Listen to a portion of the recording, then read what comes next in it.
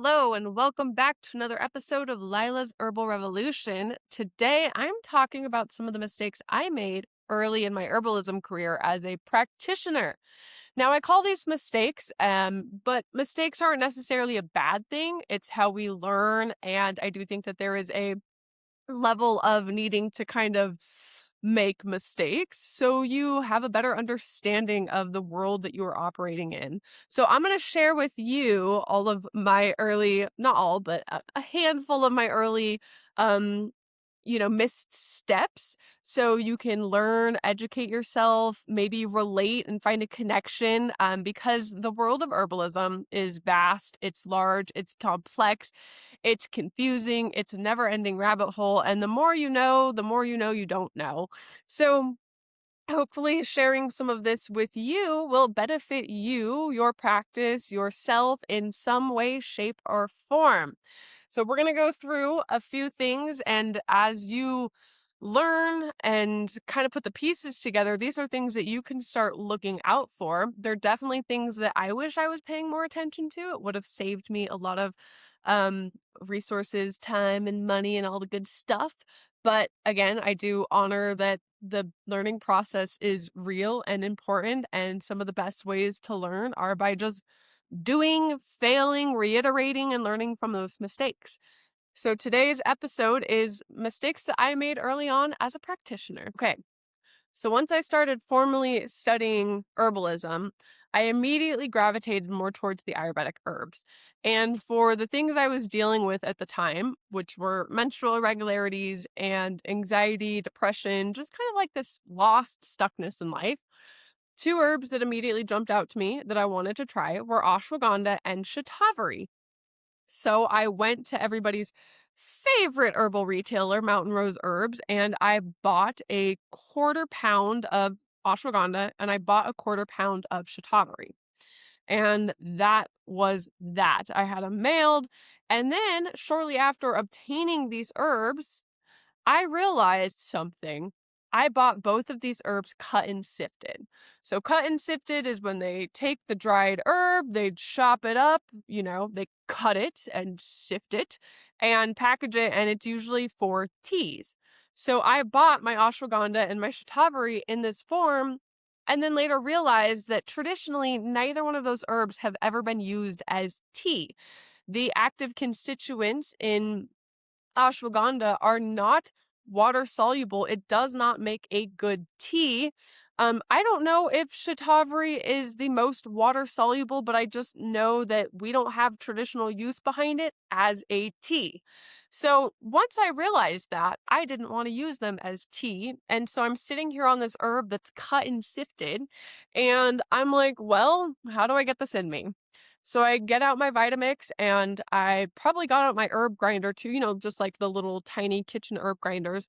And I tried to ground them down into powders, but neither one of those mechanisms really got it into a fine powder like you would get if you bought the herb in a powdered form. So I spent the next period kind of choking down this half ground up ashwagandha and shatavari, and it was kind of rough if I'm being honest. And I think eventually I ended up dumping them in something, encapsulating them, or throwing it away. Like I said, I only bought a quarter pound of each, but I realized at that point that you have to pay so much attention to the form that you're buying the herb in.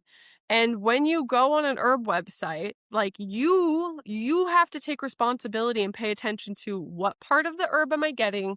What form is this herb coming in? Now, I've gotten pretty good at sourcing herbs, doing it for myself and doing it for clients over the years.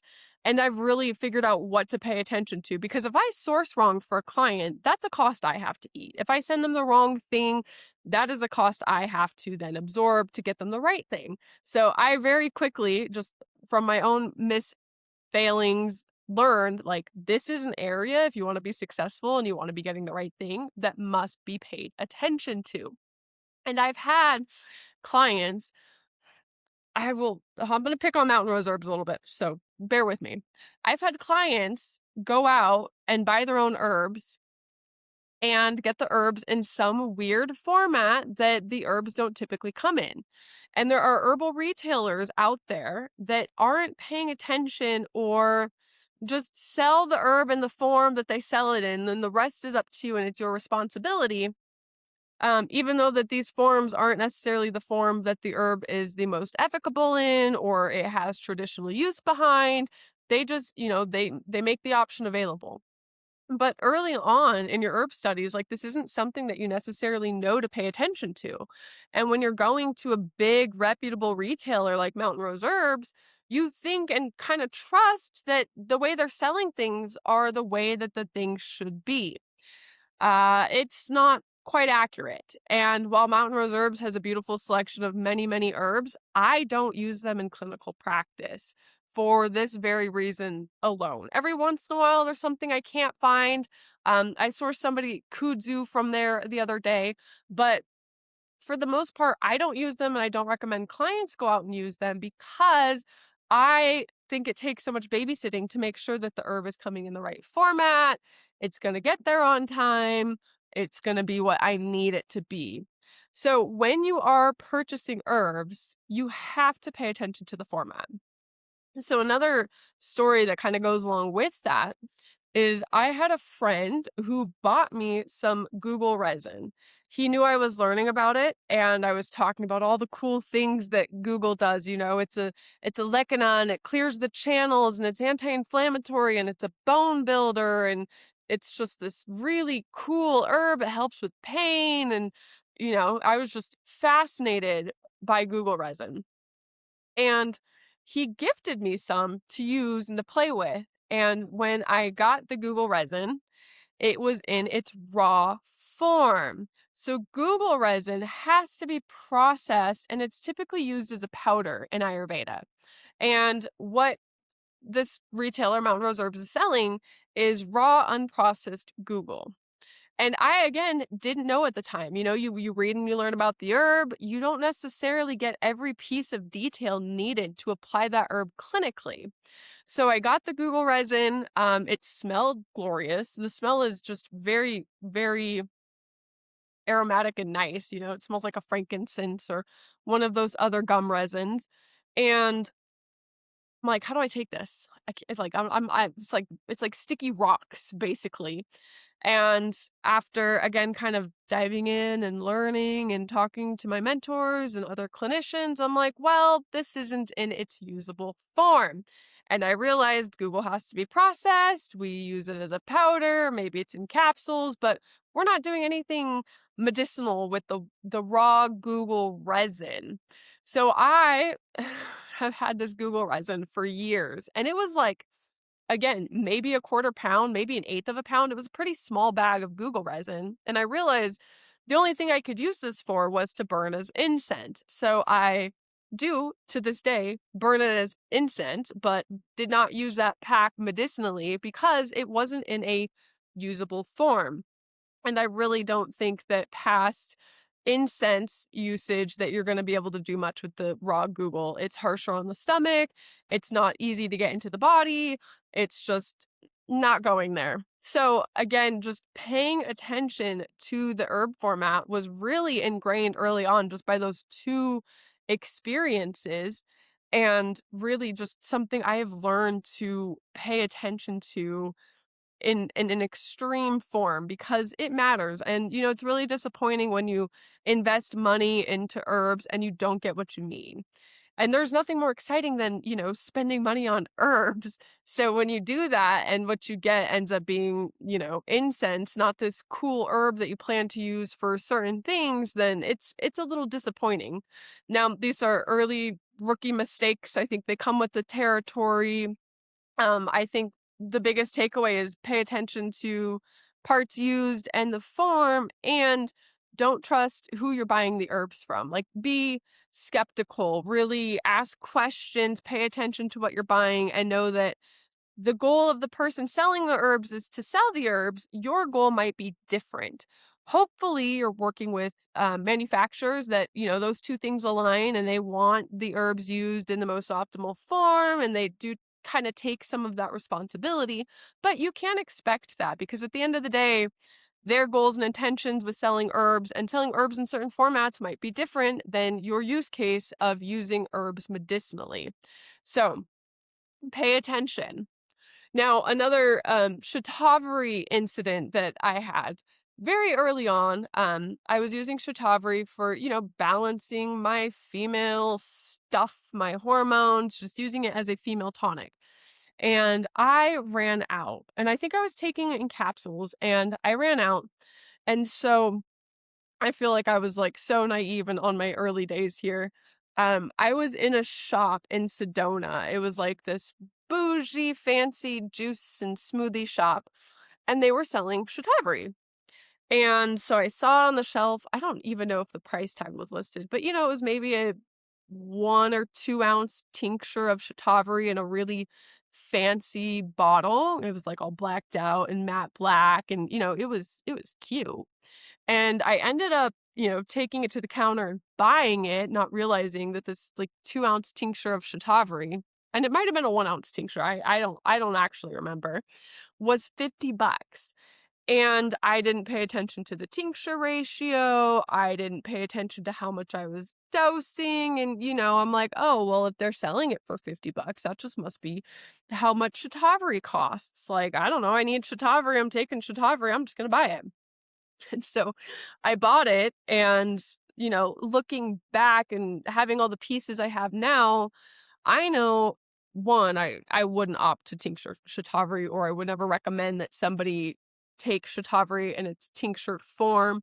Again, I just typically, when in doubt, default to traditional use, and it's traditionally never been used as a tincture. So that's that. You're also not going to get those slimy demulcent qualities from the shatavari in a tincture form, which, is good stuff that I wanted as part of my taking it. So there's that. But I realized, I can buy an entire pound of shatavari powder for, 20, $25. I could, easily buy 2 pounds of shatavari for that 2 ounce tincture that, if I had to guess, let's call it a 1-to-5 ratio, maybe had, you know, 12 grams of herb in it. Like, it was nothing. It was dismal for what I paid for it. So that was maybe a little bit of a Sedona markup. You're paying for branding, you're paying for packaging, you're paying for cuteness. When you are buying tinctures, they are more expensive because the process does involve more packaging and things like that versus the powdered herb. And once all these pieces come together for me, I'm like, well, I'm going to go with the most ethical here, and that's a powdered herb. So from that point on, when I put the pieces together, I was like, well, that was a frivolous purchase. Probably didn't actually get much return on my investment for the amount of herb in there, even though, like I said, it was like some cute bougie packaging. I now strictly buy and take shatavari in a powdered form. It's economical, it's effective, it works. I know the active constituents are there. I know what I'm getting. I know the exact dosing I'm doing. So that was just like, looking back, I'm like, oh, you were so innocent and silly thinking that, you should be paying $50 for a 1 or 2 ounce tincture of shatavari. And now we know that just because something is being sold in certain settings, again, people don't know. People don't always pay attention to all of the pieces it takes to make using herbal medicine successful. And there's many people selling tinctures and female formulas and putting it in pretty packaging, that just those things and the price don't actually equate to good quality medicine, and there is a world of difference. And so I'm a bit of a skeptic first, and when I see people kind of leading with the branding and the packaging, my first instinct is, well, let's be skeptical, and for very good reason. Like, most of the ways I take herbs are kind of raw, right? Like, I'm buying a bag of powder, I'm buying a bag of flour, I'm buying a bag of cut and sifted herb. I am buying things that aren't pretty and aesthetic, because pretty and aesthetic don't always equate to good medicine. I'm sure there's some scenarios when they do, but for the most part, I have found that um, the aestheticism and the effectiveness are two different things. And the people, while making these herbs, might be well intentioned. They're not necessarily sophisticated herb makers, or they're not people that know or practice clinically. They're just making medicine because they want to. So all of these little experiences add up to giving, me knowledge that help me inform my practice and my mentorship and all of the things today that give success in clinical practice. So don't pay the Sedona tax. Don't buy cute shatavari tinctures, even if they're really cute. Um, another this is actually really embarrassing. Another mistake I made when starting out. So you start learning about herbs and you want to take everything. At least I want to take everything. And every time I heard about a new herb, like I'm like, okay, let's go buy it. Let's go play with it. Let's go test it, because I know for myself, the more experience I have with a specific herb, the more confident I am using it with the client, recommending it in clinical practice. I know what to expect. I know the weird nuances. Like, I try to have as many experiences with the herbs I practice with as possible. And so, especially in the early days, I would just take what I wanted and I would throw myself out of balance. And I did this a couple times, and there's two really notable um, times that I did it. And the first time is with cayenne. I wanted to play with cayenne for its mood enhancing benefits. I just wanted to see, if I take cayenne, will it improve my mood? Will it decrease pain? What will I feel?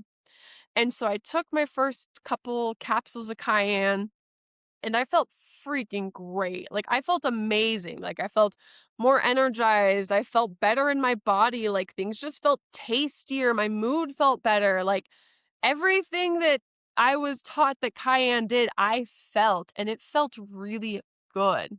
Now, the thing about cayenne, though, is it's drying. It's very hot, and hot herbs are typically drying. And I already in that time when I was really experimenting, I was already tending towards hot and dry. And so I took this cayenne and it made me feel really good, but it was throwing me out of balance by creating the energetics in my body of more heat and more dryness. And eventually, because of this dryness accumulation, I started having dry issues like gas, constipation, bloating. Like, there was intestinal dryness in my digestive tract that was leading to all these vata issues. So I had to let go of the cayenne. I experimented with drawing it back or offsetting it with some demulcent herbs, which is possible. Like, you can create a formula where you're using something really heating and then you bring in something really cooling, or if you're using something really drying, then you bring in something slimy. So I played with all of that. But at the end of the day, the cayenne was too heating for where I was at that current point in my journey. And that's another thing to notice, like, our health is just dynamic.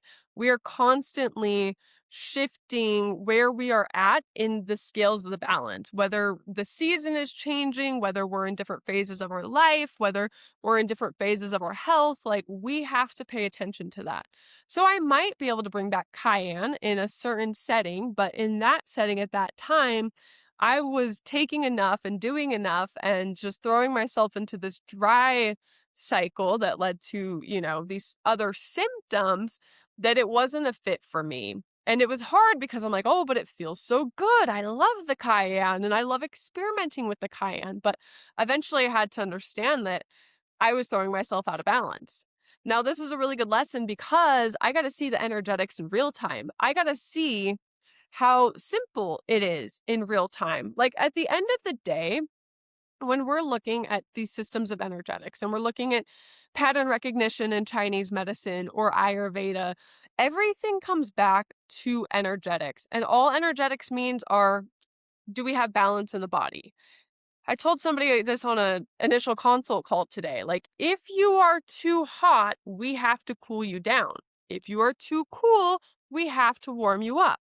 If you're too dry, we have to moisten you. And if you're too wet, we have to dry you out. And if you're too heavy, we have to make you lighter. And if you're too light, we have to make you heavier. Like, at the very, very base of it, there's more nuance and complexities, but That is the system of energetics. It's how do I look at the person in front of me and find balance for them? Because when the body has balance, it has this equilibrium, the health is dynamic. We feel good. Our things are operating as they should. So this experiment for me was really informative because I got to see how these things worked in real time. I got to see how this balance thing worked in both directions, right? Like we can do things to bring ourselves into balance and we can do things to knock ourselves out of balance. So I was using cayenne a bit more symptomatically versus, hey, let me, build a formula that brings me back into balance. And it did push things in the wrong direction. But then I got to learn and know and I'm thankful for that experience. And I encourage people to go experiment with herbs. But do so knowingly and do so understanding the risk you take of potentially knocking yourself out of balance. Also, let me tell you about my experience with calamus or vacha. This is another really cool herb, one that I was just immediately enamored by when I learned. Western herbalists use it for digestive issues.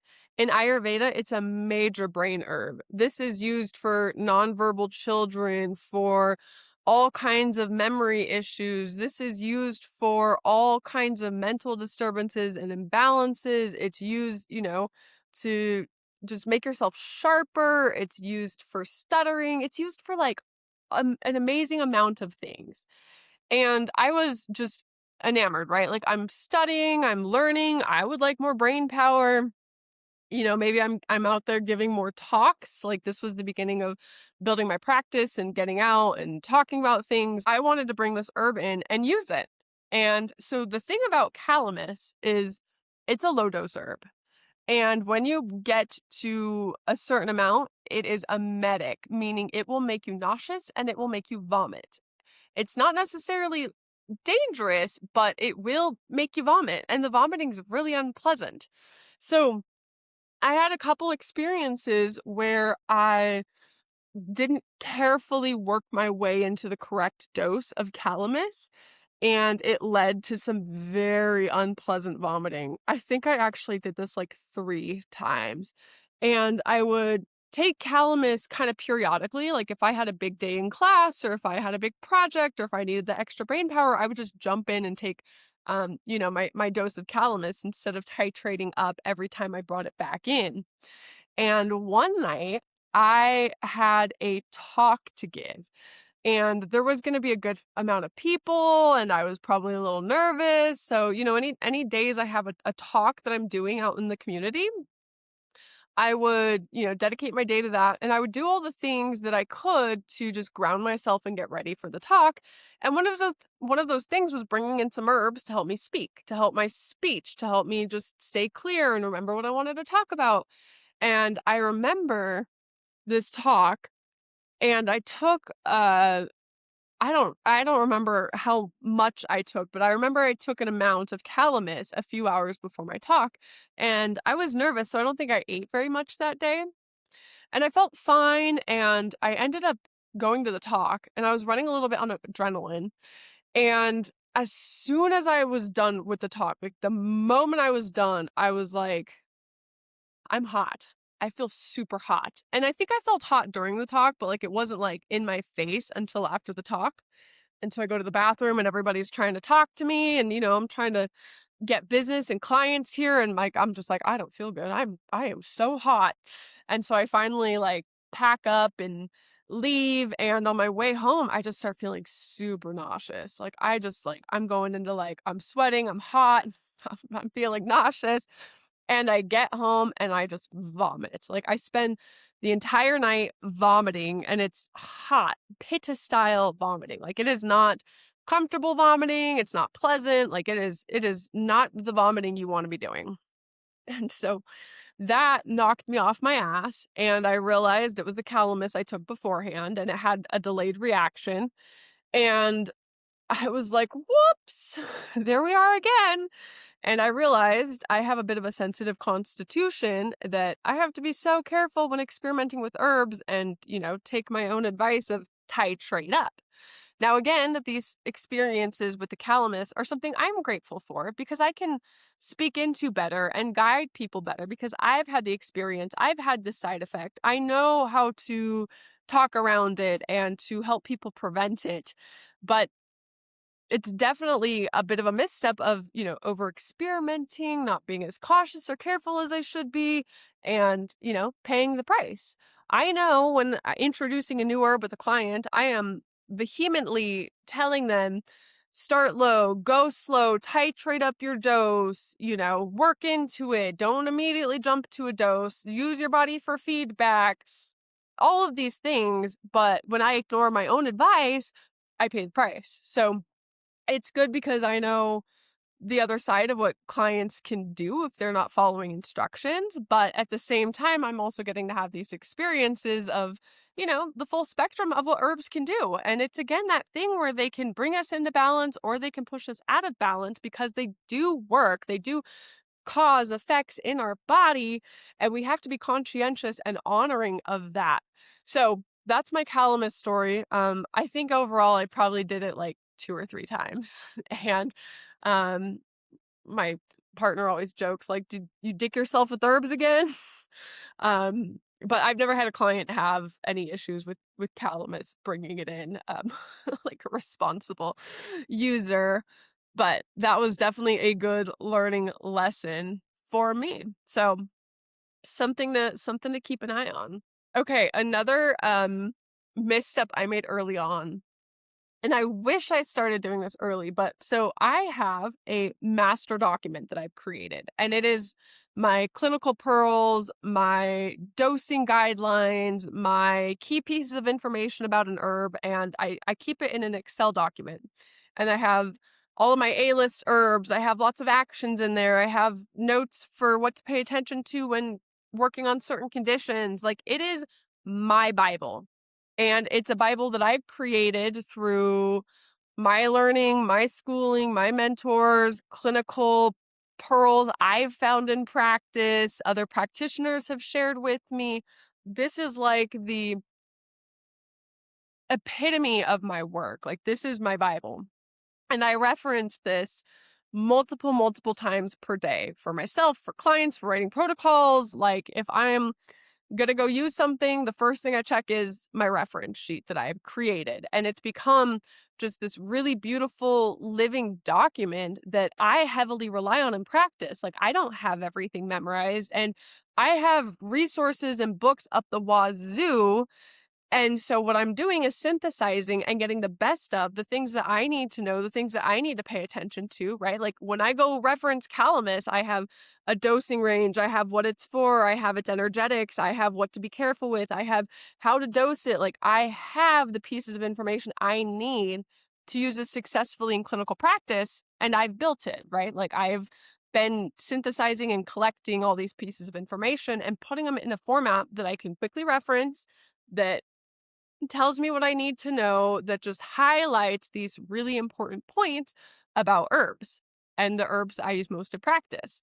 So I can always go to this document, do a little search, and find what I need. Now, everything under the sun is not in there yet. This will continue to live and grow with me, but I wish I started this a year and a half earlier than I did, because there was all of this information that never made it onto the list that, eventually as it comes back into my purview, it goes on the list. But I highly recommend that you start a document like this. You start a reference sheet. You will learn as you are organizing your resources, as you continue buying herb books, as you continue taking courses and classes, that it's a lot of information to synthesize, to understand, to compile, to keep handy.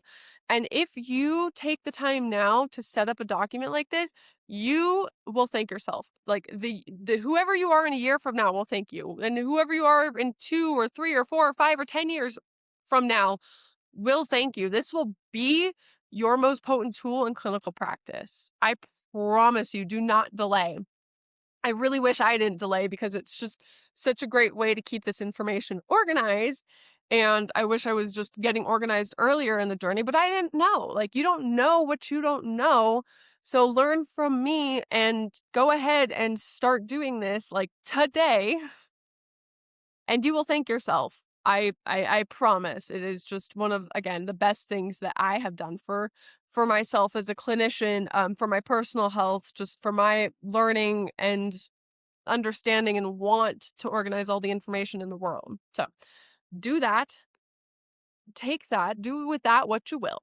So another big lesson I had to learn early on, one of those things that was definitely part of the learning and growing process, but this one, it was challenging. And that was that you can't save everybody. And I remember when I started doing this work, I wanted to tell everybody about it. I wanted everybody I knew to be on an herb. I wanted everybody I knew to look at the world this way. I wanted everybody I knew to adopt these principles that I've adopted. I think everybody should be doing abhyanga every day. I think everybody should be ear oiling every day and doing nasya and tongue scraping. Like, these are just on the maintenance level, right? And then there's like I know people have these conditions and these symptoms that impact their day-to-day life, and I know that natural healing and herbs have answers. I know that people that choose this lifestyle, that bring in these modalities, will feel better.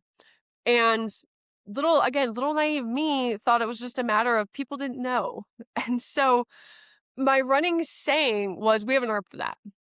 And I actually remember the very first t-shirts I got made up for, like, the first name I launched my business under, which was the Living Wellness Lounge, was, we have an herb for that. Because I thought the problem was people just didn't know that we had an herb for that. And that is part of the problem. But as I actually started interacting with humans and working clinically and talking to people out in the world, I realized that there's a lot of people that, one, aren't ready for help, or two, aren't open to natural healing modalities. Like, what I do is quackery, and it's not respected or acknowledged as a viable form of medicine. And I had to kind of go through this arc of, whoa, I want to save the world, but not everybody wants to be saved. And I really had to dial back on my proselytizing, and that my job in this landscape of everything wasn't to save people that didn't want to be saved. It wasn't to convert people or to sell or to, just shove my theories, philosophies, and methods down their throats. Like, if people don't want this type of healing, then that's okay. And it really took an arc for me to understand this piece of the puzzle. And I have way toned back my approach, especially when I'm talking to like certain family members or people that just like have no openness to alternative therapies. And I've had to realize, like, it has nothing to do with me. It has nothing to do with my work. Like, I believe in my work. I know I will reach who I need to reach. I don't need to sell or convert people that don't want it. I can talk about all of the great things. I can share my experiences. I can share my opinions. I can share what's possible, but I can't do that work for someone. I can't make somebody come to this who's not ready or not open or not willing. And I spent a lot less time in the comment section fighting with people when I let this go. And I realized it's not my job to save everybody. It's only my job to work with those who come into my purview and I'm meant to work with. And that's okay. And since doing that, it's been a lot easier to be online and kind of just navigating the landscape of things and say, ooh, that could really get me balled up, but I'm going to let it go, or not for me, or that's not my business, or I'm not going to pay attention, and just respectfully understand that people are where they're at, and that's okay. And people believe what they believe, and that's okay. And the work I do isn't for everybody, and that's okay. That definitely took a while to get to, because, when you're starting out and you're bright-eyed and bushy-tailed, like, you just want to talk about it. You just want to show people what's possible. You just want to, like, just live in all of these amazing concepts, but not everybody wants to go there with you. So I'm sorry to all of those family members. I was probably obnoxious too, but my heart still is very passionate about this work. But I talk about it where I want to talk about it now. I talk about it on my podcast. I talk about it on my social media. I talk about it places where people are welcome to come into, but I am not forcing it on everybody, because that doesn't do anything. That doesn't help me. That doesn't help them. And you can't save the world, as hard as it is, that was a hard lesson to learn, and one I'm really thankful for because it's helped me be more grounded and understand my role more, and I spend a lot less time being angry on the internet. Okay, a couple more mistakes I'm going to talk about that you might relate to. And the first one is buying lots of herbs you're never going to use. So again, you start learning about things and then your favorite herb retailer has a sale and you buy two of everything, not really understanding how much of this herb you go through or how often you're going to need it. Like you just learn like, "Ooh, yarrow's a cool herb. I should buy 2 pounds of that." Or St. John's wort, like that's one of the OG herbs everyone talks about. Like, I'm going to buy 2 pounds of that. And then you look at your home stores and your apothecary and you're like, "Oh my God, I have a lot of herbs that I'm not using. Like, I don't actually have indications coming up for yarrow. I don't have, a need for St. John's wort." And so I learned really quickly after throwing away a lot of herbs, that while herbs are fun and cool and we like hearing about them and learning about them and playing with them and experimenting with them, that there's also a matter of like, if we're going to buy an herb, we should have a use case. So we're using that herb, right? Like herbs in their powdered form, herbs in their whole form, they have a limited shelf life. And I threw away way more herbal product than I'd like to admit because I am not a fan of herbal waste. Like, I think this is precious medicine, and, waste means that the next guy can't use it. So this was something I very much learned when my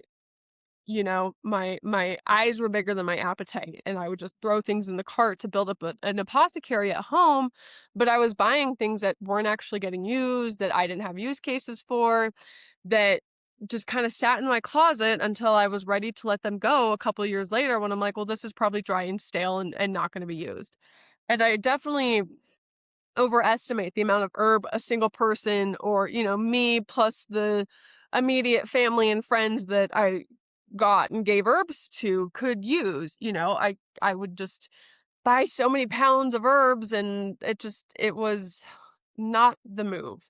So know that when you're purchasing herbs, be intentional about it. Like, know what you want to play with, know what you want to try, know what you're trying to elicit. And, it's okay to buy an herb that you just want to have an experience with and you just want to see what it tastes like and you just want to, feel what it feels like. But if you're doing that with 100 herbs at a time and you're not actually getting to all of them, or you're buying big old doses that you're never going to go through, like it's just something to be aware of. So now I'm a little bit more intentional. I have a bit more of an understanding of the things that I need to have on hand for my health, for my family's health, for acute use. I do keep some things on hand for clients, but for the most part, I try not to get on the herbal websites and buy a bunch of things because they sound fun and nice that I won't actually use in clinical practice or personal practice. Like, I've thrown away a lot of herbs and it's unfortunate. So I am sharing that with you in hopes that you don't make the same mistake that I make. I do think home apothecaries are great. I do think that there's many different approaches to how to build that out. I think having like an herbal medicine cabinet for, things like, what do I use for acute pain? What do I use for acute allergies? What do I use for cuts and burns? Like, building that out is great. Build it out with intentionality and know what's actually going to be used and what's worth keeping on hand. Another really good approach to building on herbal apothecary is to pick an herb that fits the right action. So like, have an anti-inflammatory herb handy, have a diuretic herb handy, have an astringent herb handy, like have a strong herb in each category handy for when you need it. There's so many different scenarios where you might need something astringent. Have a good astringent on hand and that's there when you need it. Have a good anti-inflammatory on hand and that's there when you need it. Pick your best digestive aid, have it on hand, and that's there when you need it. Um, it's a little challenging because most of the herbs I buy are online, and there's definitely a lag time between when I buy the herb and when I use the herb and when the herb gets to me and all those things. So that's definitely something to navigate. Even with a small home apothecary, like I only want to have so much financially outlaid in my apothecary, which is probably more than I should because that's where all my money goes. But I want to make sure that, I'm carrying the appropriate amount of things on hand in what I can use, what I can afford, what won't go bad, and all of those things. So it's definitely a balancing act that you learn and you perfect and you refine as you go. All right, my next herbal mistake is making folk method tinctures. I bought so many herbs, right? Like I told you, I would buy whatever herbs I wanted that sounded cool, and then I'd have them, and then I'm like, oh, I need to do something with them. Let me make them into a tincture. So then you go buy a bunch of alcohol, and you get a bunch of jars, and you start a bunch of tinctures. And I, for whatever reason, I don't know if it was a Mountain Rose Herbs blog or somebody's YouTube video, like the way that I picked up on making tinctures was like as unsophisticated as it gets. Like I learned the folk method where you put dry herb in a jar and you cover it with alcohol and you let it sit for 6 weeks and you shake it periodically. And in the end product, you have this folk tincture. Now, the thing about a folk tincture is you don't really know your ratio. You don't know how much herb is in there. You don't know how to dose it. And I remember specifically a point in class where my mentor asked me, anybody using willow's bark? And I'm like, oh, I just made a willow's bark tincture. And he's like, what's your ratio? I don't know. I use the folk method. Well, a standard dose of willow's bark's 30 grams. And I'm like, well, there's probably hardly 30 grams of herb in my entire batch. And he's like, yeah, that's not going to work. And he was right. Like I tried to use the tincture. It wasn't effective, and it definitely wasn't as effective as when I would just go brew a cup of willow's bark tea. And again, my herb waste here, I ended up dumping it because the amount of herb in the tincture was dismal. I don't know the extract ratio. I don't actually know how well it was extracted. I just picked, my 80 proof alcohol, my herb in my jar, but it's a very unsophisticated way of making medicine. And I craved a little bit more precision. I crave results. I want to know the things I'm doing work. And once I really had the full picture and all the pieces, and I realized that although the technology needed to make tinctures was low, there's actually a lot of sophistication between actually extracting the right amount of herbs and constituents into the menstruum. And that wasn't a place I had an interest in. Like, I don't get interested by the intricacies of tincture making. And so I realized, well, there's a better way to do this. I'm going to do it that way. And so I have dumped many folk method tinctures just for making poor, ineffective medicine. And that was that. And that was a big piece of my learning is I thought herbalism was making tinctures. And that was just so far from the truth. And it's what's kind of, I think, really put into the purview of Western herbalists. And if you're online and you're looking at YouTube and TikTok and blogs, like that is the image of herbalism that you get. And I realized that that was nothing. We're barely scratching the surface here. And in a pinch for home care, like sure, your folk tincture might be just fine. But I really cared from the beginning about like what gets results, what moves the needle, what actually works. And when I realized like this wasn't the ethical medicine I thought it would be, it was a little bit more like playing in fantasy land, I let that go. So I don't make my own tinctures. I leave that up to the people that I know and trust and who have put so much more education and thought and trial and error behind it than I care to put behind it. So I very rarely use tinctures in practice, but if I am going to use tinctures for myself or with a client, like I'm going to one of my reputable, reliable tincture makers who I know are paying attention and formulating their tinctures for the herb, because herbs need different extraction ratios. They need different proofs of alcohol. Sometimes they need other agents to fully extract everything. And I want somebody who knows all that, and it's not me, and I don't care for it to be me. So if you're ever looking to buy tinctures at the store, one tell to know if somebody's making good quality tinctures or they're not is pull up 5 tinctures. And if they're using the same proof of alcohol on every tincture, they're probably not solid tinctures. They're not people that are paying attention to all the intricacies of that herb and what it needs to be extracted. So that is one of my kind of go-tos. And like I said, I only use tinctures from people I know are applicable. So I have a couple. I'll shout out Herb Farm really quickly and Heron Botanicals. You have to be a practitioner to order through them. But those are the 2 people that I rely on for tinctures in my clinical practice and in my personal life. All right, one last thing I'm going to share with you before I wrap up this episode was when I began using herbs, I was very timid and afraid, and I was afraid that I was going to hurt somebody. And I'm not sure why, because I had, dabbled with herbs my entire life, and I don't know. I don't know what it was, but I remember specifically, like, in some of those big early on herb hauls, like I got really mild herbs like trifala and ginkgo and eleuthero, and I would make these formulas for people, and I would blend up all the herbs. I'd say take a gram a day. And that gram is nothing. Like when you look at those 3 herbs in there, like a gram a day is not going to do anything. And I would, put someone on burdock root at like a gram a day. And I just didn't quite understand how to go from learning about the doses I was learning to and actually administering them in practice. It definitely had some intimidation and discomfort around it. And I remember I had a friend on a formula and he called it the Get formula. And it was ginkgo, eleuthero, and trifala.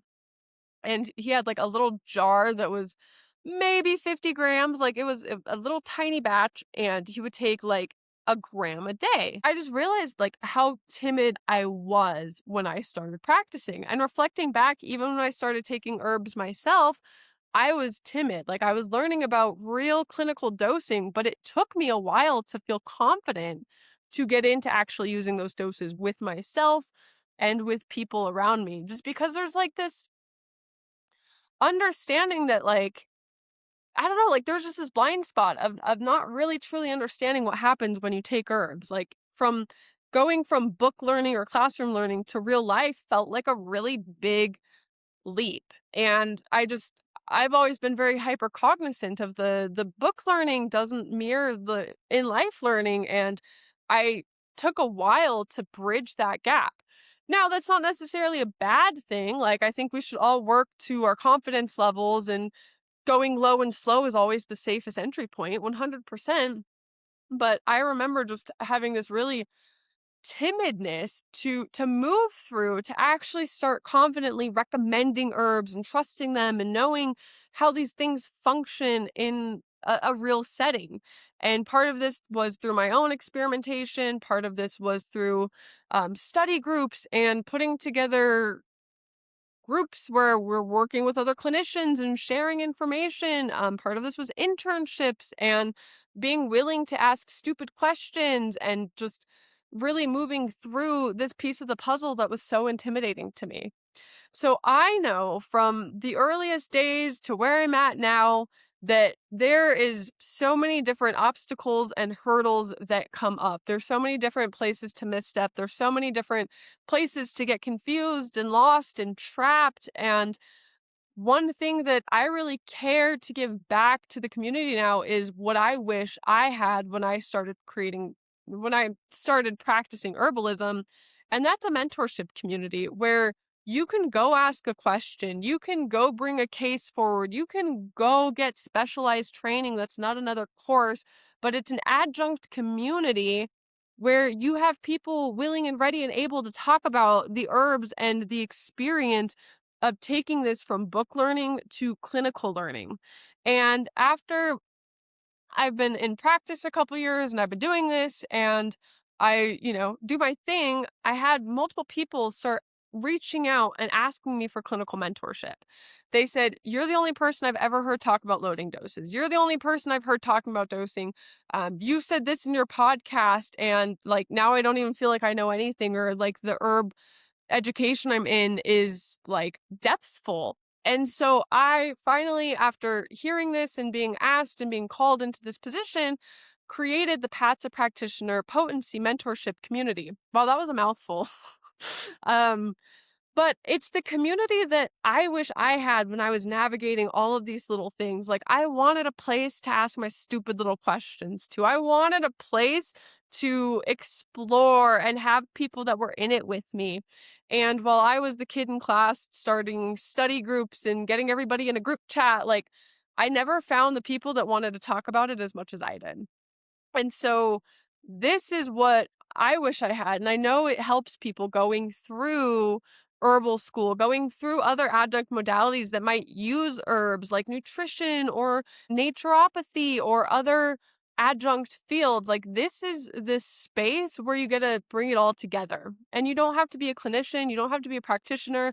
When I say practitioner, I mean somebody practicing using herbs, just like you're a yoga practitioner if you do yoga.